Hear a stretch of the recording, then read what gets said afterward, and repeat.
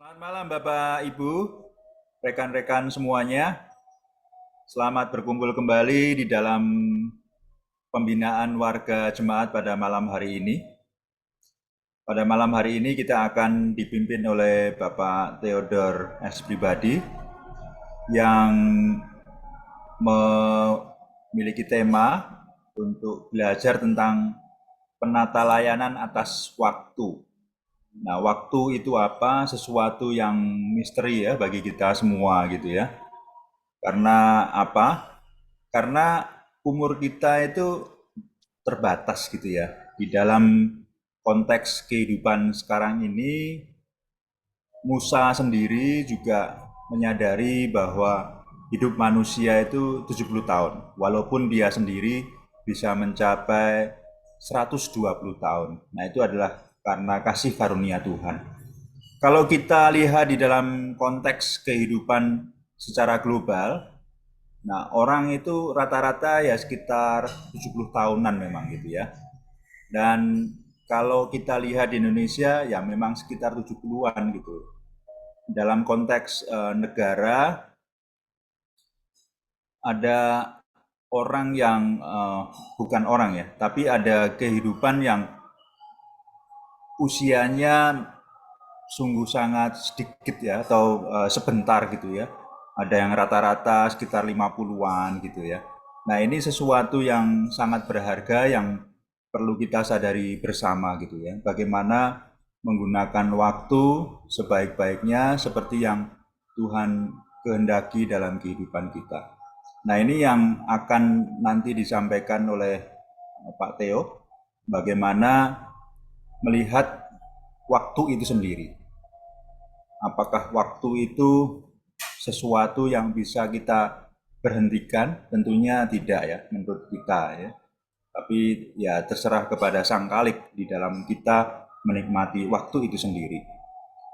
Nah, sebelum kita menikmati pembinaan warga jemaat pada malam hari ini, kita minta kesediaan Pak Pendeta Edi untuk membuka di dalam doa. Silahkan Pak Edi. Ya, mari kita berdoa. Bapa dalam surga, kami bersyukur untuk malam hari ini kami boleh bersama-sama bersekutu untuk kami boleh belajar lebih lanjut tentang penata layanan akan atas waktu. Kiranya Tuhan memberkati untuk Pak Theo yang akan menyampaikan materi ini dan berkati untuk segala persiapan yang dilakukannya. Kiranya malam hari ini kami terberkati dengan materi pada saat ini. Terima kasih ya Tuhan. Di dalam namamu Yesus Kristus kami berdoa. Amin. Terima kasih Pak Edi atas doa pembukaannya. Tidak berlama-lama kita persilahkan kepada Pak Theo untuk memimpin pembinaan warga jemaat pada malam hari ini. Silakan Pak Theo. Terima kasih, Pak Anton.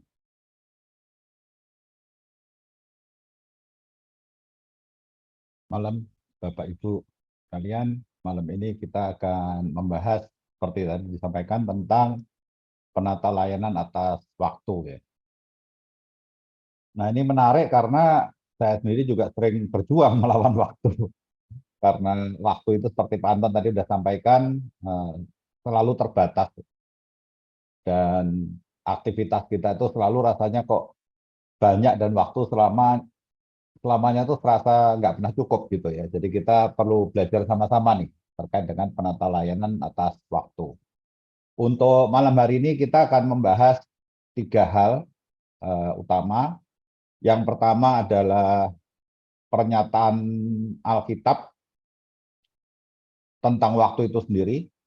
Yang kedua, prinsip penata layanan atas waktu. Sedangkan yang ketiga adalah praktek penata layanan atas waktu.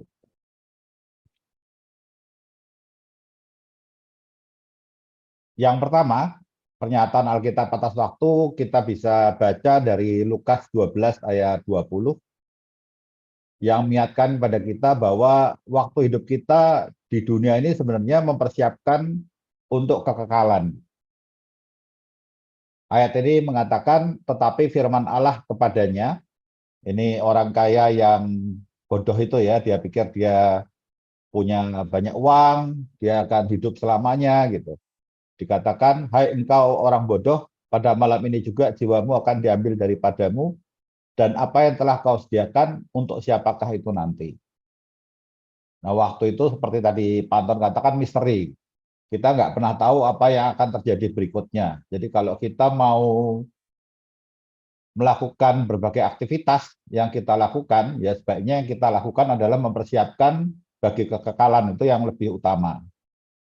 Lalu yang kedua, yang serupa dengan itu dari 2 Korintus 4 ayat 18. Sebab kami tidak memperhatikan yang kelihatan, melainkan yang tak kelihatan. Karena yang kelihatan adalah sementara, sedangkan yang tak kelihatan adalah kekal. Nah, ini dua-duanya adalah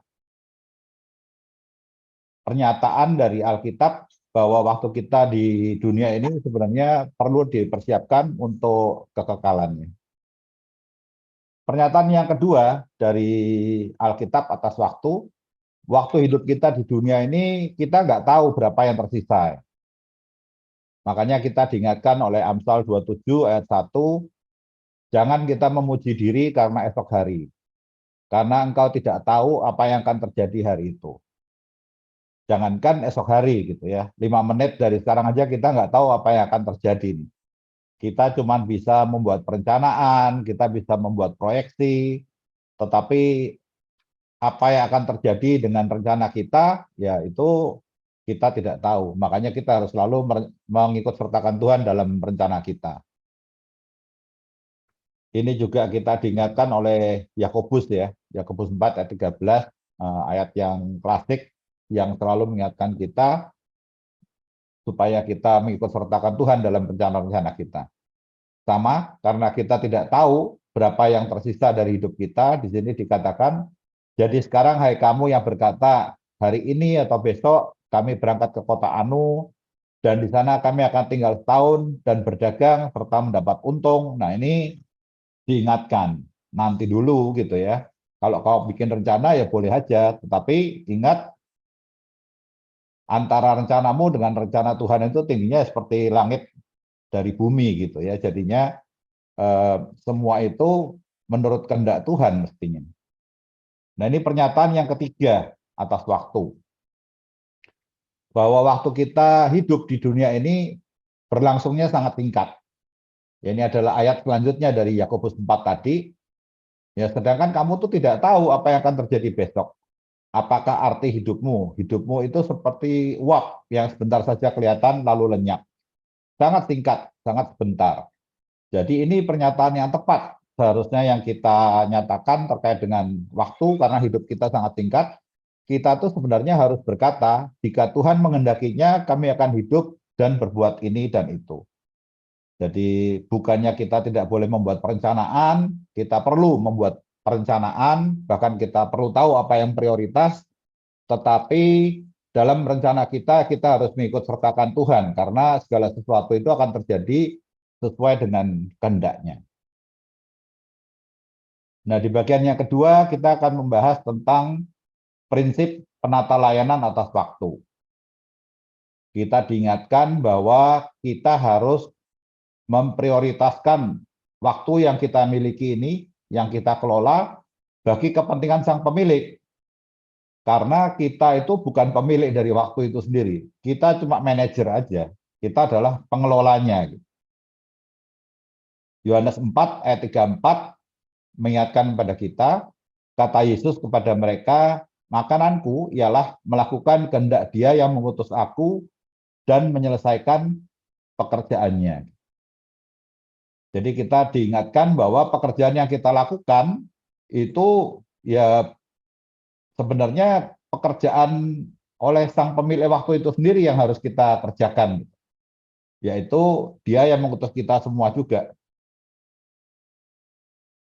Ini juga sama apa yang Yesus katakan ya, sebab aku telah turun dari surga bukan untuk melakukan kehendakku, tetapi untuk melakukan kehendak Dia yang telah mengutus aku. Jadi Yesus sendiri juga melakukan kehendak yang mengutusnya. Nah, bagi kita, tugas kita adalah memprioritaskan waktu kita bagi kepentingan sang pemilik waktu itu sendiri. Sekali lagi, kita adalah manajer, ya, kita pengelola aja, kita bukan pemilik dari waktu itu sendiri. Ini yang dikatakan oleh Yohanes 6 ayat 38. Yohanes 17 ayat 18, Yesus berdoa pada Bapaknya, sama seperti engkau telah mengutus aku ke dalam dunia, demikian pula aku telah mengutus mereka ke dalam dunia. Jadi kita itu diutus oleh Yesus juga untuk ya melakukan hal-hal bagi kemuliaannya di dunia ini gitu. Jadi yang kita lakukan sekali lagi harus memprioritaskan waktu bagi kepentingan sang pemilik waktu yang sudah mengutus kita. Sama seperti dia juga melakukan kehendak dari yang mengutusnya. Yang kedua, terkait dengan prinsip penata layanan atas waktu. Kalau yang pertama bahwa prioritasnya untuk sang pemilik, kedua kita tuh harus memuliakan Tuhan pada setiap waktu. Kita nggak bisa memilih-milih ya. Kita nggak bisa memilih-milih apakah waktu yang mana yang saya mau lakukan untuk Tuhan, waktu yang mana yang saya mau lakukan untuk diri sendiri. Karena kalau kita baca dari 1 Korintus 10 ayat 31, kita diingatkan. Aku menjawab, jika engkau makan, atau jika engkau minum, atau jika engkau melakukan sesuatu yang lain, kita harus melakukan semuanya itu untuk kemuliaan Allah.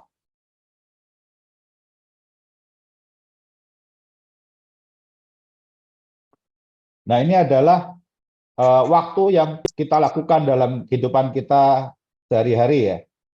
Kita merasa ada waktu untuk pribadi, untuk keluarga, untuk masyarakat, kita bekerja, kita bergereja, kita liburan. Kita pikir waktu kita itu kita yang menggunakannya dan terserah kita mau lakukan apa gitu. Tetapi sebenarnya untuk setiap kegiatan yang kita lakukan ini, sebenarnya kita harus menyeluruh melakukannya untuk Tuhan kita, gitu, sang pemilik waktu itu sendiri. Kita harus nantiasa menanyakan apakah kita sudah sesuai dengan kehendak Tuhan. Apakah apa yang saya lakukan dalam kegiatan saya sehari-hari membuat kita semakin menyerupai Tuhan? Dan apakah kita sudah mengasihi dan memuliakan Tuhan dengan aktivitas-aktivitas yang kita lakukan? Jadi secara keseluruhan kita tuh harus memuliakan Tuhan di setiap waktu. Saya ingat ya dulu saya sering mikir ya, kalau saya sibuk di gereja, saya juga punya kerjaan, saya punya keluarga, saya mesti nyusun prioritas itu, oh ini waktu untuk Tuhan yang pertama, kedua waktu untuk keluarga, ketiga waktu untuk bekerja. Ternyata ya dalam kehidupan ini nggak semudah itu ya, karena semua itu meskipun kita pilah-pilah ada tema-temanya gitu untuk gereja, untuk keluarga, untuk pekerjaan, yang melakukan tuh semuanya kita gitu. Dan tentunya kalau kita melakukan sesuatu kan kita juga ingin melakukan yang penting ya, nggak mungkin kita milih melakukan sesuatu yang nggak penting. Nah berarti semuanya itu harus kita lakukan ya dengan baik, dengan fokus yang sama. Dan ternyata pemilik dari waktu itu semuanya kan adalah Tuhan gitu. Jadi untuk setiap kegiatan aktivitas itu kita sebenarnya nggak bisa memilih-milih ini adalah waktu untuk Tuhan, untuk keluarga, untuk pekerjaan, tetapi 100% yang kita lakukan baik untuk ya keluarga, untuk pekerjaan itu kita juga melakukannya untuk Tuhan. Kita harus memuliakan Tuhan senantiasa gitu. Dan bahkan saya juga sekarang belajar ya, kalau saya ke gereja, saya melayani, ya bekerja, itu juga saya melakukannya 100% untuk keluarga juga gitu. Jadi 100% untuk Tuhan, tapi 100% juga untuk keluarga gitu. Nah ini makanya nggak segampang itu gitu. Kita memilah-milah, oh ini waktu untuk pekerjaan, untuk gereja dan lain sebagainya gitu. Yang pasti kita harus memuliakan Tuhan dalam setiap waktu. Dan kalau udah bicara waktu itu pasti kita akan membahas tentang kuantitas dan kualitas dari waktu yang kita spend ya, waktu yang kita gunakan untuk Tuhan untuk orang-orang yang kita kasih gitu. Apakah kita bisa bilang karena kita sibuk, yang penting adalah kualitasnya aja, kuantitas itu nggak penting. Jadi pokoknya saya sibuk kerja, nanti kalau ada sisa waktu, saya akan gunakan untuk pelayanan, dan pada saat saya pelayanan itu, saya akan melayani dengan kualitas yang baik. Sebenarnya nggak bisa gitu juga gitu. Ada anekdot ya, seorang suami yang bilang buat dia meskipun waktunya terbatas, pada saat dia bersama dengan istrinya, ya dia akan melewati waktu-waktu tersebut yang meskipun sedikit tapi berkualitas. Gitu. Sampai suatu saat istrinya menyediakan dia steak wagyu gitu atau Kobe yang enak sekali itu kan, tapi kecil sekali dia sediakan untuk si suami gitu.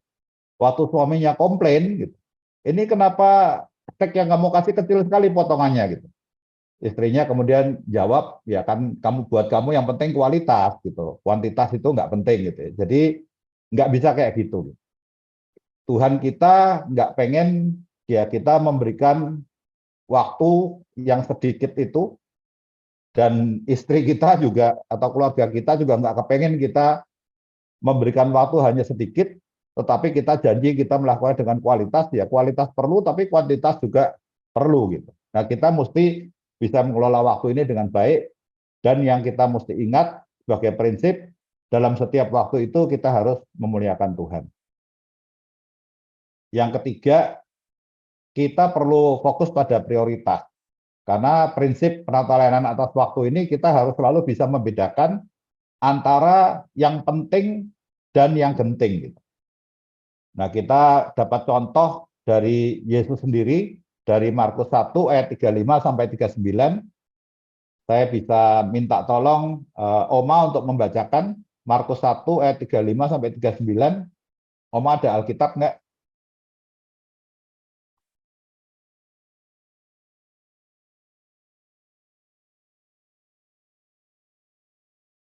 Halo Oma, bisa bacakan?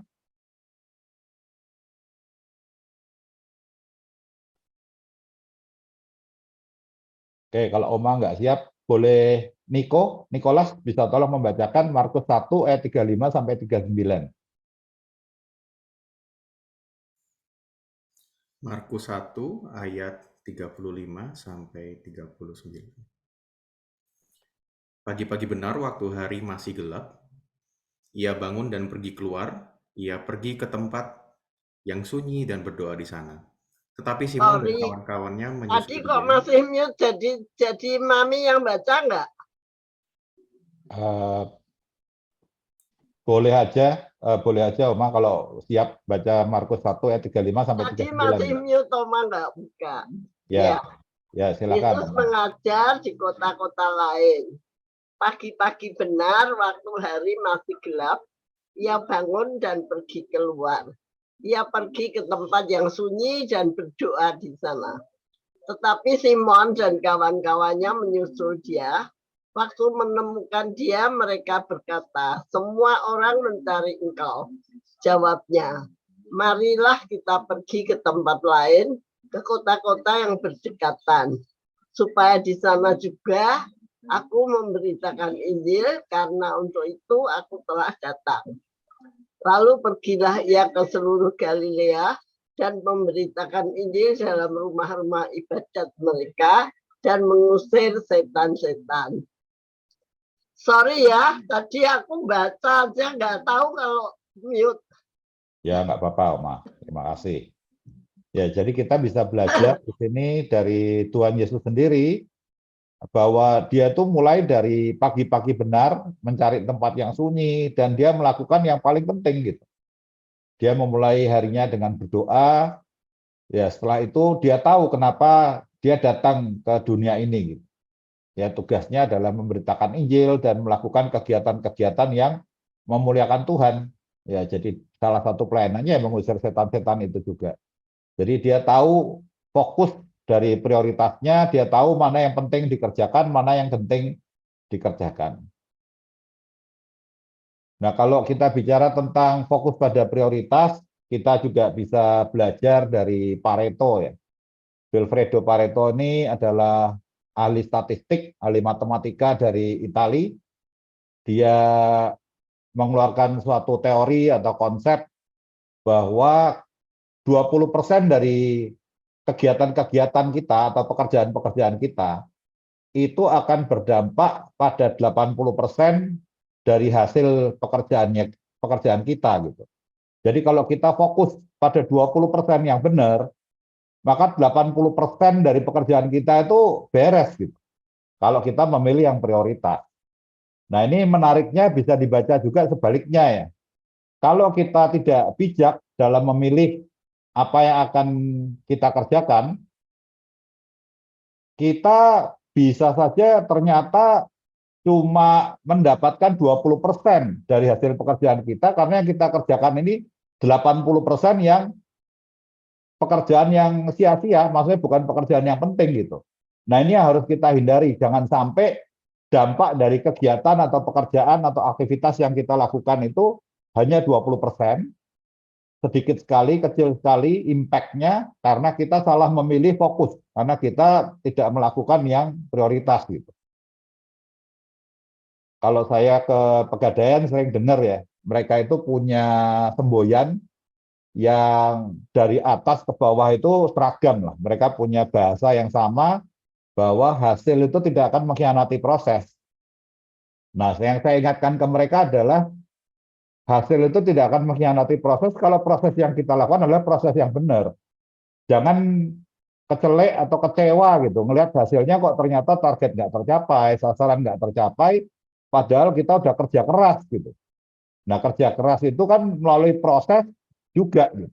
Sedangkan hasilnya kok nggak sepiro gitu. Hasilnya nggak seberapa dibandingkan dengan target yang diharapkan. Nah, kemungkinan bukan karena prosesnya mengkhianati hasilnya, tetapi kita mengkhianati diri sendiri karena kita nggak memilih yang prioritas gitu. Yang kita kerjakan adalah hal-hal yang 80% yang tidak prioritasnya tidak utama, sehingga hanya berdampak kepada 20% dari hasilnya. Jadi penting sekali untuk kita bisa fokus pada prioritas. Nah, sekarang kita bicara tentang praktek-praktek penata layanan atas waktu. Yang pertama, dalam praktek kita benar-benar harus memanfaatkan waktu kita sebaik-baiknya. Kita bisa belajar dari Efesus 5 ayat 15 sampai 16. Boleh Pak Edi membacakan buat kita sekalian Efesus 5 ayat 15 sampai 16. Seperti di teks ini, Pak. Iya. Oke. Karena itu, perhatikanlah dengan seksama bagaimana kamu hidup. Janganlah seperti orang bebal, tetapi seperti orang arif. Dan pergunakanlah waktu yang ada, karena hari-hari ini adalah jahat. Ya, terima kasih Pak Edi. Kemarin waktu salah satu dari saudari kita Mira ulang tahun ya, saat kami menghadiri acara ulang tahun tersebut, Evangelis Andreas Kristande membawakan renungan singkat sekali. Dia juga mengambilnya dari ayat ini gitu. Memang kalau bicara tentang waktu ini salah satu ayat yang favorit ya. Biasanya renungan dia itu bicara kalau ada yang ulang tahun, kita fokus kepada mendoakan supaya orang yang ulang tahun itu panjang umur gitu. Tetapi kita sering lupa supaya orang itu yang berulang tahun bisa mengelola waktunya dengan sebaik-baiknya sehingga waktu yang ada itu dimanfaatkan untuk hal-hal yang baik seperti orang arif gitu. Kita memperhatikan bagaimana kita hidup. Jadi kemarin kita sudah diingatkan itu supaya kita bisa memanfaatkan waktu kita sebaik-baiknya. Nah, yang menarik memang bicara tentang praktek penata layanan atas waktu ini ada yang namanya paradoks waktu. Kalau kita ingin menghemat uang, kita tabung di bank ya. Jadi kita simpan uang kita itu menghemat gitu. Tapi yang namanya paradoks waktu ini mengingatkan kita justru sangat berbeda. Kalau kita mau menghemat waktu, berarti waktu itu harus kita pakai. Jangan waktu itu kita simpan, karena kalau waktu kita simpan, berarti kita tidak memanfaatkannya dengan baik. Nah, ini seperti yang dikatakan Pak Anton tadi. Sebenarnya kalau kita dibilang sebagai pengelola waktu, ya istilah ini juga bukan istilah yang tepat atau akurat sekali ya, karena kita tuh nggak bisa sebenarnya memanage waktu itu sendiri. Waktu itu nggak bisa kita stop, nggak bisa kita pause, kita cepetin, kita rewind gitu. Waktu itu akan berjalan dengan sendirinya gitu. Jadi kita tidak bisa mengontrol waktu atau mengelola waktu sebenarnya. Yang kita bisa lakukan adalah mengelola pekerjaan-pekerjaan kita atau tugas-tugas kita, aktivitas kita di dalam waktu yang sama yang dimiliki oleh setiap orang gitu. Jadi nanti akan kelihatan siapa yang lebih produktif, siapa yang kurang produktif gitu. Bukan karena mengelola waktunya, tapi karena memanfaatkan waktunya untuk mengelola pekerjaan atau tugas-tugasnya dengan seoptimal mungkin, dengan baik. Jadi yang benar adalah kita mengoptimalkan waktu ya untuk menyelesaikan pekerjaan-pekerjaan kita.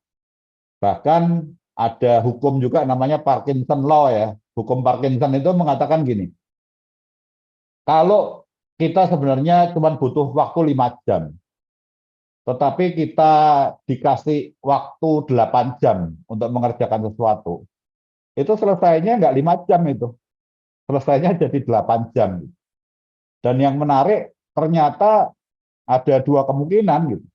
Bisa jadi kerjaan kita yang sama itu molor jadi 8 jam gitu ya. Jadi kita mengerjakan hal yang sebenarnya selesai 5 jam tapi jadi 8 jam, atau kita jadi mengerjakan yang tadi yang 80% yang nggak penting itu untuk menambah-nambahkan apa ya pekerjaan kita terhadap pekerjaan yang seharusnya sudah jelas gitu. Speknya itu untuk 5 jam itu yang utama kita kerjakan gitu.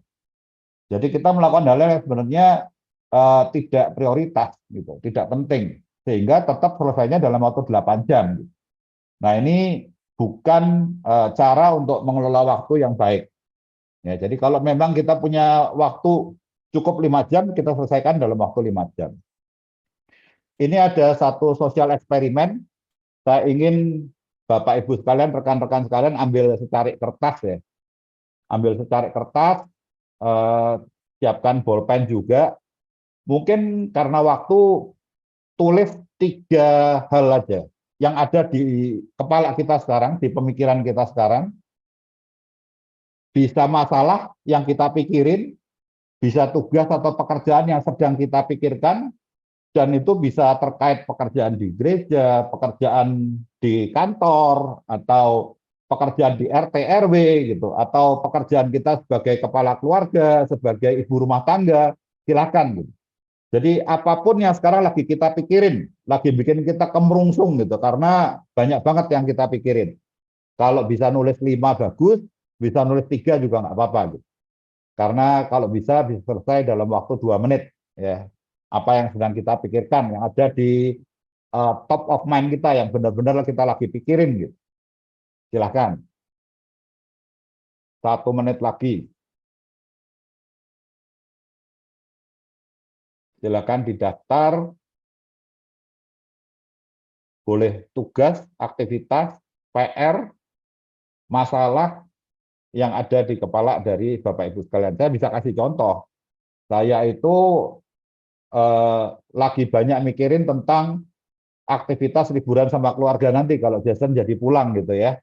Itu saya mau memastikan bahwa ya acara itu berjalan dengan baik. Nah ini terkait dengan yang berikutnya.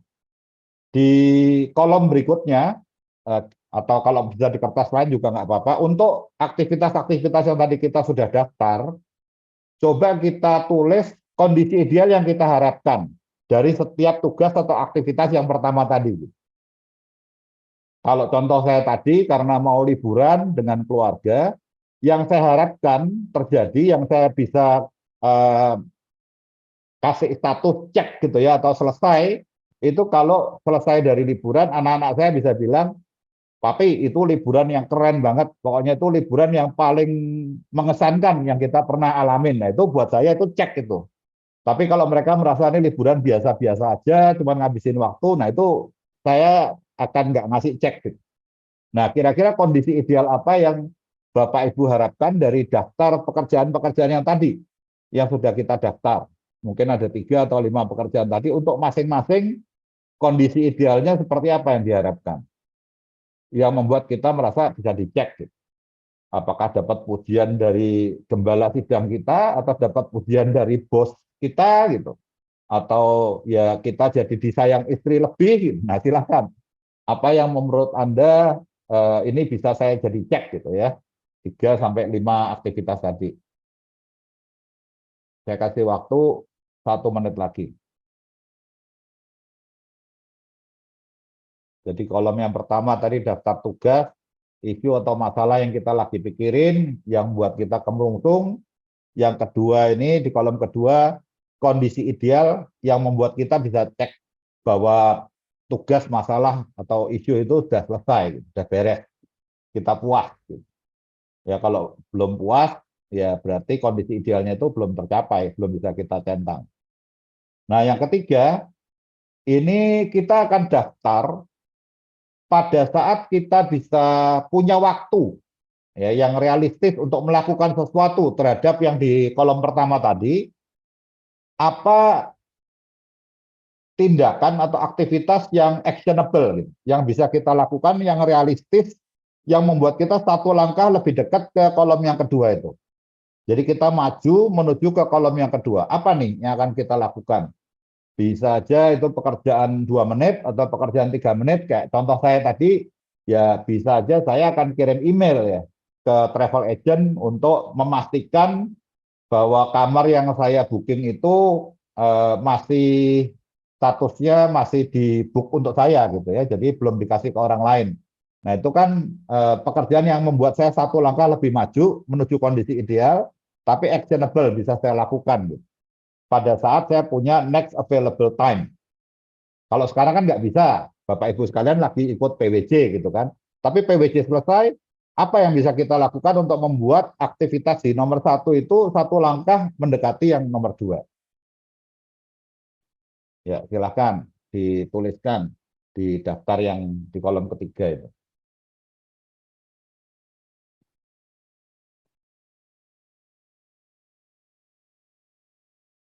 Nah ini konteksnya adalah praktek bagaimana kita mewujudkan apa yang kita harapkan, apa yang menjadi angan-angan kita, apa yang menjadi kondisi ideal yang kita ingin capai dengan penata layanan atas waktu yang kita lakukan.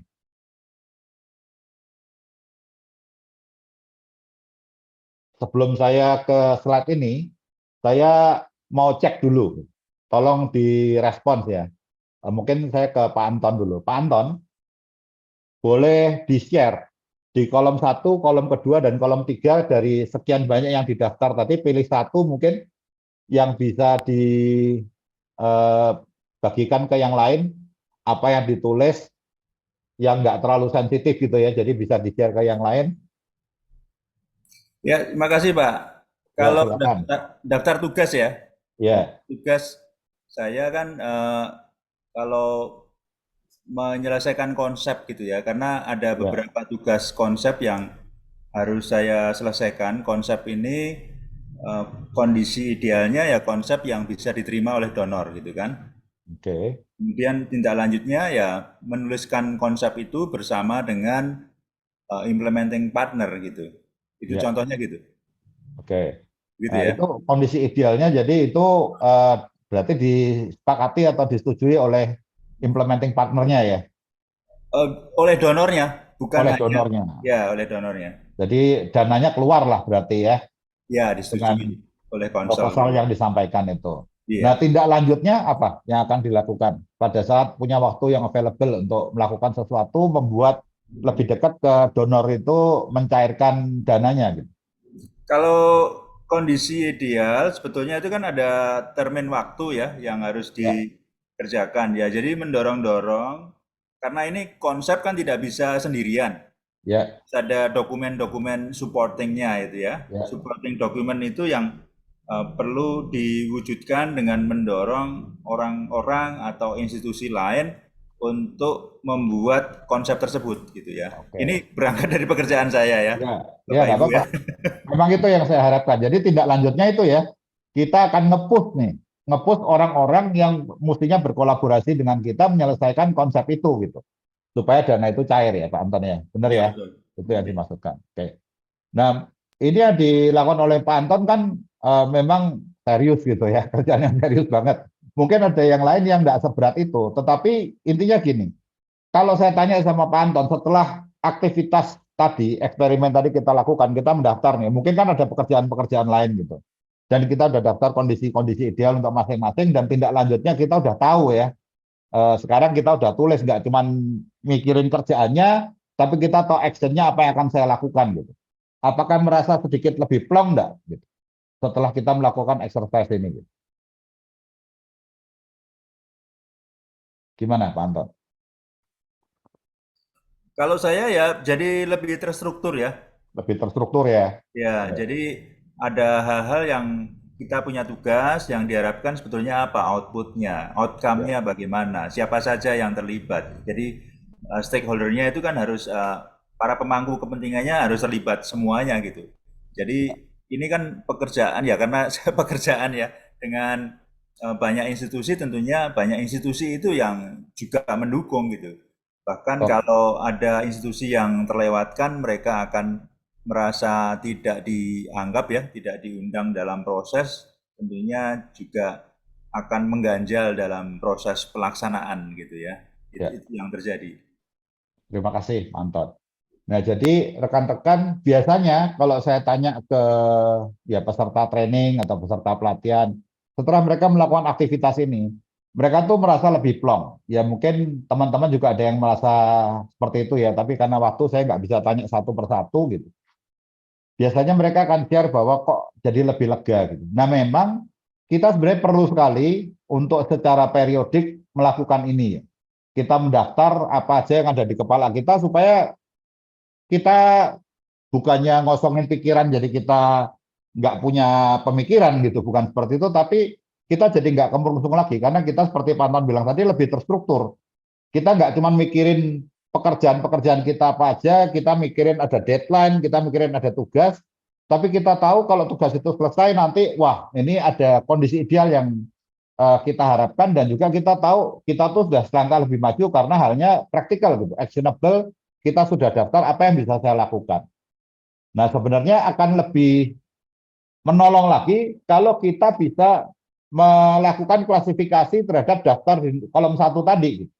Apakah pekerjaan-pekerjaan atau aktivitas ini penting, atau genting, atau penting tidak genting tidak penting, atau tidak penting dan tidak genting, atau penting dan genting gitu. Jadinya ada 4 hal yang kita bisa kasih label ya kepada aktivitas-aktivitas di kolom 1, sehingga nanti kita akan tahu mana yang benar-benar prioritas nih, yang perlu kita perhatikan. Gitu. Nah, sekarang kita coba lihat kuadran yang bawah ya, yang warnanya merah itu. Pekerjaan-pekerjaan yang tidak penting tapi juga tidak genting. Ini sebenarnya mungkin ada yang ada di kepala kita juga gitu dan sehari-hari kita lakukan. Misalnya ada junk mail atau spam gitu kita baca juga gitu ya. Kita penasaran, kita ngeliat ini ada penawaran pemasaran apa sih gitu. Yang siapa tahu menarik lumayan 30% diskon, 40% diskon walaupun kita sebelum lihat itu kita nggak merasa butuh.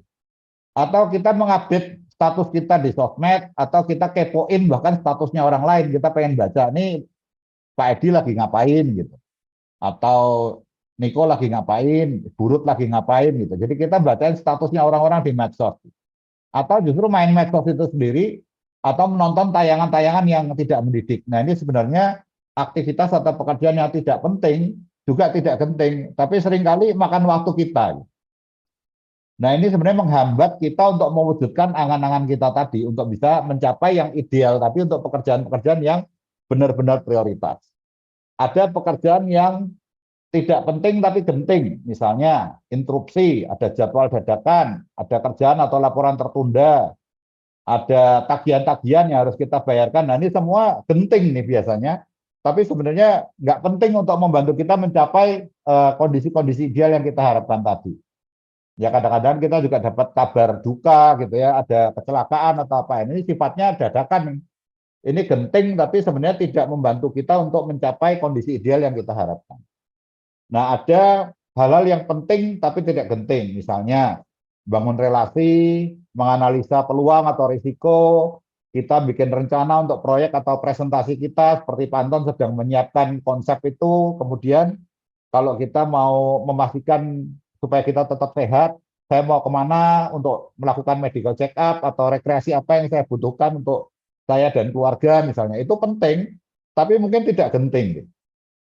Nah, ada juga pekerjaan yang penting dan genting. Biasanya kalau ada krisis atau kondisi darurat, ya kalau misalnya telepon tadi yang bicara tentang accident atau insiden, ternyata terkait dengan anak kita sendiri atau orang yang sangat penting terlibat di dalam pekerjaan kita gitu.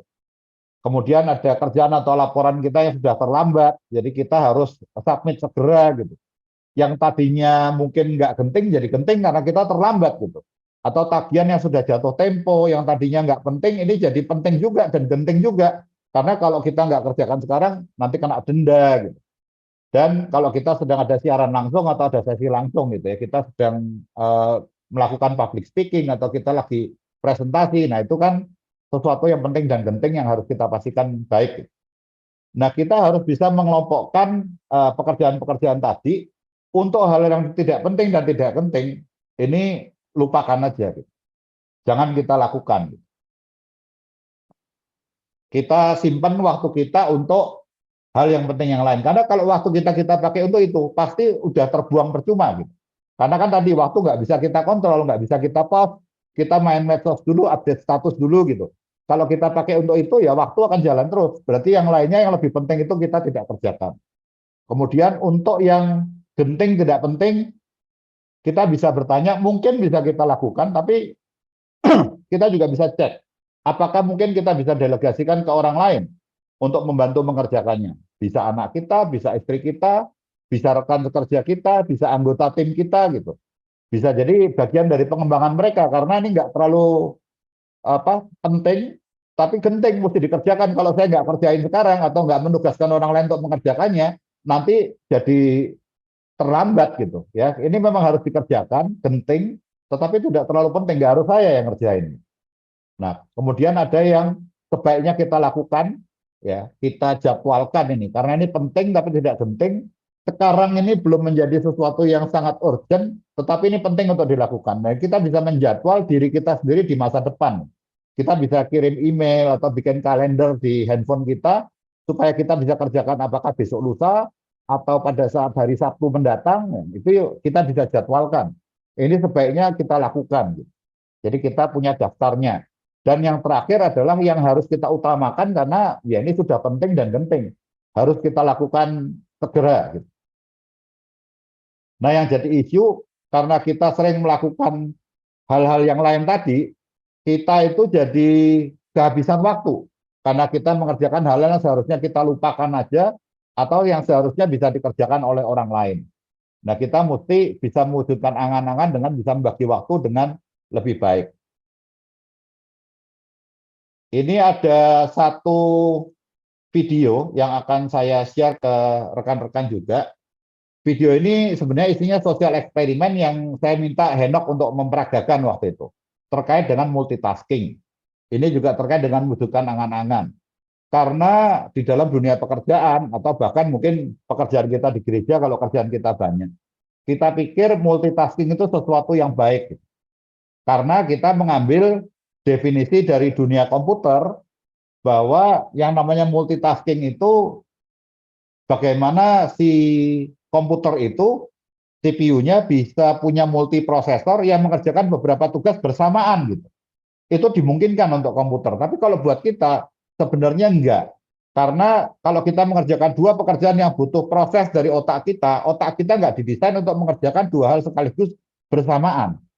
Kalau kita ke toilet, ya kita baca buku sambil mohon maaf kita ke toilet gitu. Itu nggak multitasking karena baca bukunya kita butuh proses otak, tapi yang satunya itu otomatis gitu. Jadi itu nggak multitasking itu.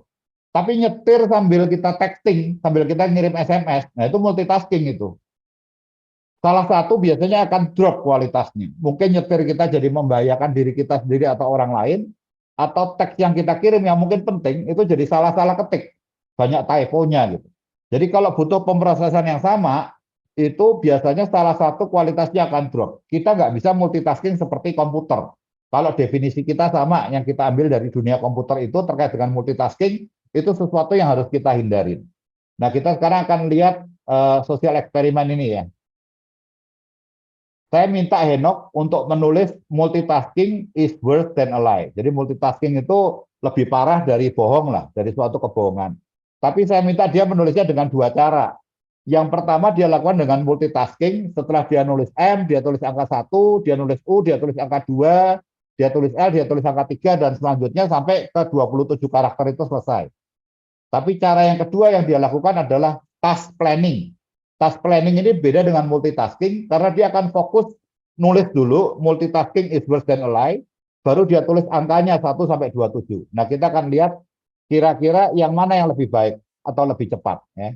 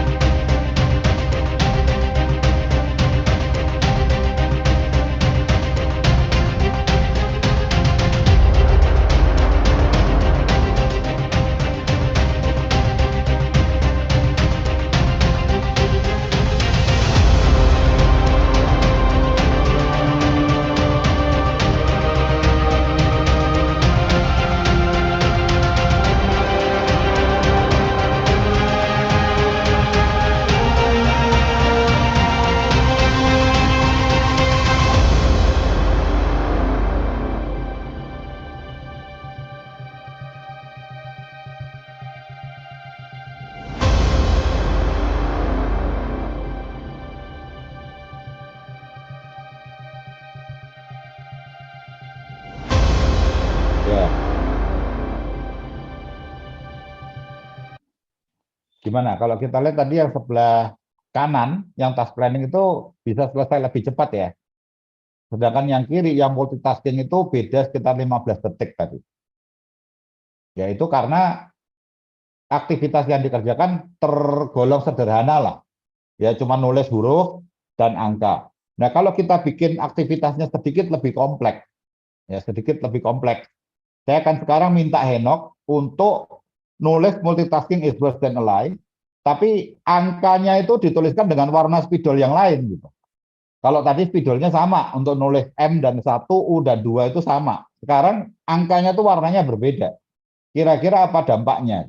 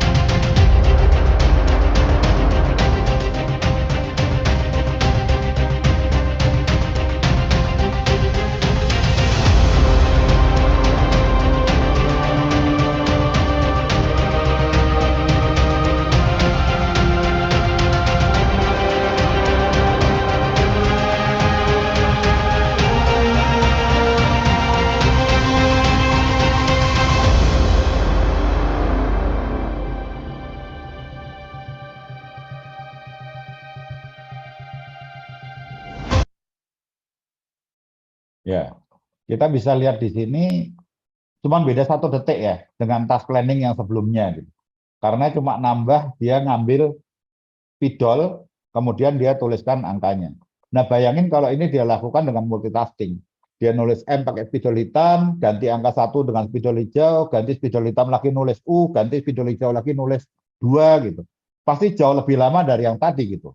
Kalau dia melakukan secara multitasking. Nggak mungkin cuma akan beda 1 detik dibandingkan dengan yang sebelumnya. Gitu. Nah, artinya apa? Nah, pada saat kita melakukan pekerjaan multitasking itu, sebenarnya terjadi yang namanya task switching. Antara satu pekerjaan dengan pekerjaan yang lain, itu ada tambahan waktu untuk kita pindah dari satu pekerjaan ke pekerjaan yang lain, yang mungkin sepersekian detik aja.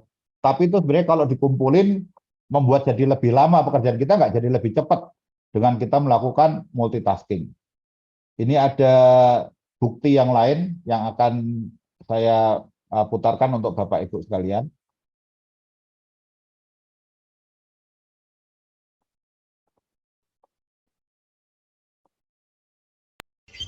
Oh, how about that electric drill?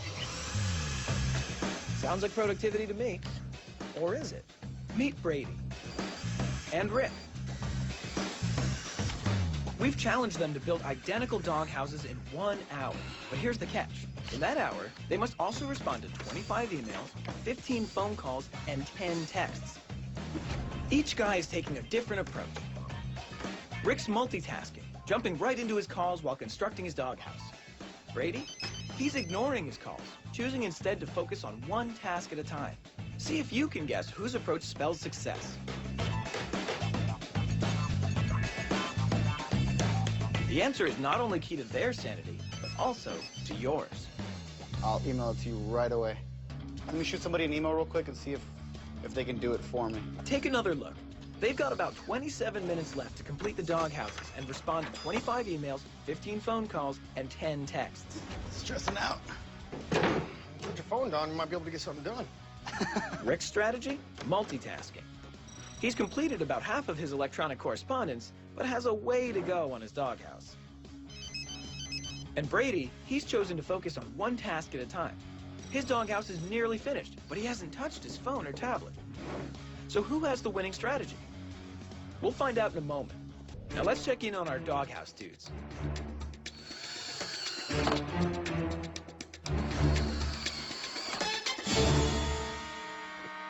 Brady finished, and Rick? Multitasking really didn't work out for him. So what happened? Turns out the brain can only focus on complicated concepts sequentially, as opposed to 2 or 3 things at once. So for multiple tasks, the brain must first disengage from one activity before it engages in another. And this switch takes several tenths of a second to happen. Over time, that adds up. Too much talking, not enough working. Mm-hmm. The bottom line is that Rick failed because we're not neurologically wired to do 2 things at once. Focusing on one task at a time is the key to your sanity and keeping down your stress in the workplace.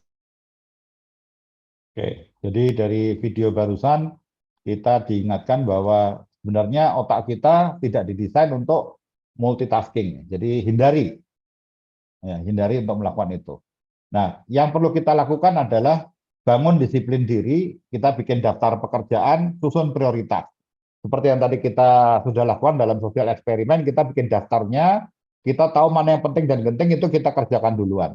Nah, kalau pekerjaan kita ternyata paling banyak di penting dan genting, itu juga nggak bagus ya, Bapak, Ibu, dan rekan-rekan sekalian. Karena itu artinya biasanya kita sudah mengambil keputusan yang salah sebelumnya. Gitu.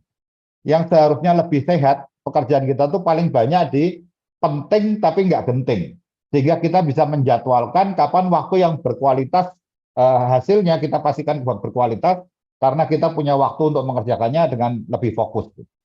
Nah, hindari kita mengingat-ingat semuanya di kepala kita, jadwalkan dengan suatu sistem. Kalau bisa di luar kepala kita lebih bagus.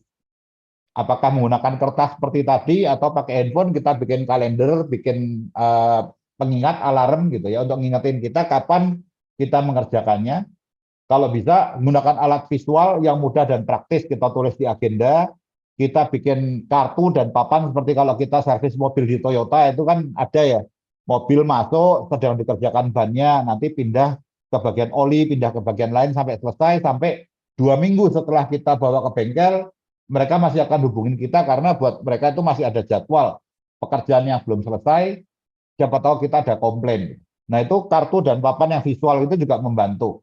Yang ketiga kita bisa pakai aplikasi. Nah ini cara kita mewujudkan angan-angan dengan membangun disiplin diri. Yang ketiga, untuk praktek ini, kita harus kerja hingga tuntas. Si penulis dari buku Getting Things Done, namanya David Allen, dia bilang pikiran kita tuh mesti seperti air. Seperti air yang tenang itu, kalau kita lemparin kerikil, dia akan bereaksi, keluar gelombang kecil gitu. Tapi kalau kita lempar batu yang besar, dia akan bergelombang besar. Gitu. Nah itu artinya, kita mesti seperti air itu, jangan kalau kita digosipin atau dikomentarin, dapat kritikan sedikit aja, kita bereaksi berlebihan gitu. Karena kita nggak lagi seperti air, karena kita mungkin lagi kemerungsung banyak sekali yang kita pikirin masalah dan pekerjaan. Sebaliknya ada pekerjaan yang serius, yang membutuhkan pemikiran penting banget, kita malah nanggepinya, nggak apa-apa, ini kan masalah kecil, sepele nanti aja gitu. Itu juga sama karena kita kemerungsung. Nah, kita mesti pikirannya seperti air, di mana status mental dan emosional kita itu membuat kita punya pikiran jernih, kita mampu mencipta, merespons dengan bebas, tidak keruh oleh gangguan-gangguan. Seperti ikan-ikan yang berenang di kolam di kepala kita gitu, kita keluarin tadi waktu bikin daftar kan, anggap ikan-ikan itu aktivitas atau masalah atau yang kita pikirin. Nah, kalau kita bikin di daftar di luar kepala kita, itu pikiran kita kan jadi lebih jernih. Karena menurut David Allen, pikiran kita tuh untuk menghasilkan ide, bukan untuk menampung masalah ya. Jadi kita harus berkreasi dengan pikiran kita. Nah, untuk bisa mengerjakan pekerjaan kita dengan tuntas ini, kita juga harus follow up dan harus follow through. Contohnya, kita terima telepon atau email, follow up itu adalah prosesnya. Kalau kita membalas email, itu kita memfollow up. Memastikan email itu terkirim, nggak ada di outbox, itu follow through. Kemudian kita telepon balik. Ya, kalau kita udah kirim email, kita telepon balik, tanya, udah terima belum? Udah dibaca belum? Nah, telepon balik itu follow up. Tapi kita memastikan diterima, nggak salah kirim alamat, kemudian sudah dibaca, itu follow through. Kita mengingatkan dia lagi, sudah direspon belum? Itu follow up. Tetapi memastikan bahwa dia benar merespons di jam yang dia janjikan atau waktu yang dia janjikan, itu follow through. Jadi kita mesti follow up dan follow through dalam proses setelah kita terima inputnya itu. Nah, outputnya adalah tugas yang selesai mesti sesuai dengan standar dan kualitas yang kita mau, karena kita follow up dan kita follow through terus, kita monitor, sehingga outcome-nya keluar ada manfaatnya gitu. Nah, ini berarti kerjaan kita tuntas kalau kita follow up dan follow through. Yohanes 9 ayat 4 mengatakan, kita harus mengerjakan pekerjaan Dia yang mengutus aku selama masih siang. Akan datang malam di mana tidak ada seorang pun yang dapat bekerja. Jadi karena waktu kita terbatas, kita tuh mesti tadi prioritas kita kerjakan yang benar-benar penting, dan waktu itu harus kita manfaatkan sebaik mungkin. Ini terakhir rekap untuk sesi malam ini. Jadi kita tadi belajar pernyataan Alkitab, prinsip dan praktik tentang penata layanan atas waktu. Alkitab punya pernyataan 3, waktu hidup kita di dunia ini kita harus siapkan untuk kekekalan. Kita tidak tahu berapa waktu yang tersisa, dan waktu yang berlangsung ini sangat singkat. Sedangkan untuk prinsipnya, kita mesti prioritaskan waktu bagi pemilik dari waktu itu sendiri. Kita cuma pengelola, kita harus memuliakan Tuhan pada setiap waktu, dan ini seluruhnya adalah untuk Tuhan. Kita nggak bisa pilih-pilih, dan kita mesti bisa bedakan antara penting dan genting. Sedangkan untuk prakteknya, kita harus memanfaatkan waktu yang ada, kita wujudkan angan-angan kita, jangan cuma mimpi aja, tapi punya action, dan kalau kerja kita mesti kerja hingga tuntas. Begitu Pak Anton yang bisa saya share untuk malam hari ini. Terima kasih, saya kembalikan ke Pak Anton.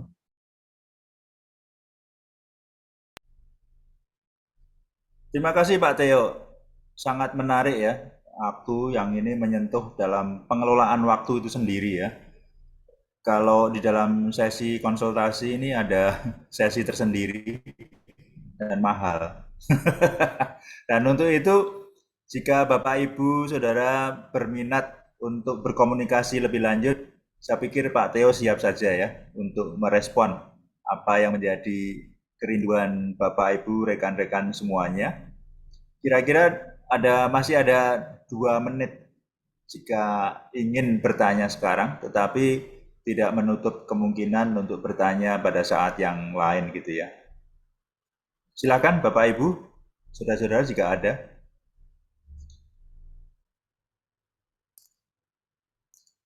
Ya, pengelolaan waktu ini dengan berbagai macam istilahnya apa ya, peralatan yang kita miliki ya. Zaman sekarang juga zaman yang serba mengingatkan gitu. Tapi dengan peralatan yang sekarang kita malah terpesona dengan peralatan itu sendiri. Bukan mengelola waktu dengan pekerjaan kita gitu ya. Tetapi jika tidak ada pertanyaan, kita akan akhiri karena waktunya memang sudah habis, dan kita mengucap syukur atas apa yang telah disampaikan oleh Pak Theo dengan berbagai macam eksperimen sosial tadi ya, melihat kenyataan seperti apa gitu dalam konteks modern sekarang ini. Apakah multitasking itu memang sesuatu yang bisa dikerjakan ataukah sesuatu yang perlu kita pikirkan kembali bagaimana mengelola multitasking secara lebih bijaksana. Kita akhiri perbincangan kita pada malam hari ini dengan berdoa. Mari kita berdoa, Bapak Ibu. Bapa kami yang di surga, Bapa yang kami sembah di dalam Tuhan Yesus, pada malam hari ini kami mengucap syukur atas penyampaian dari Pak Theo. Biarlah Tuhan berkati dengan segala pelaksanaan dalam kegiatannya bersama dengan rekan-rekan di tempat kerja maupun di gereja. Kami berdoa juga untuk jemaat GKMI Pengharapan, biarlah jemaat-Mu semakin memahami apa yang menjadi tugas dan tanggung jawab di dalam kehidupan bergereja, kehidupan bermasyarakat maupun berkeluarga. Banyak hal di luar kekuatan kami, tapi kami percaya bahwa Tuhan beserta kami. Biarlah kasih karunia Tuhan menyertai kami, dan biarlah Roh Kudus menolong kami di dalam kami berdoa. Di dalam Tuhan Yesus kami sudah berdoa dan menyerahkan istirahat kami malam hari ini. Biarlah besok pagi kami boleh bangun dengan semangat penuh untuk beribadah bersama di GKMI Pengharapan. Amin.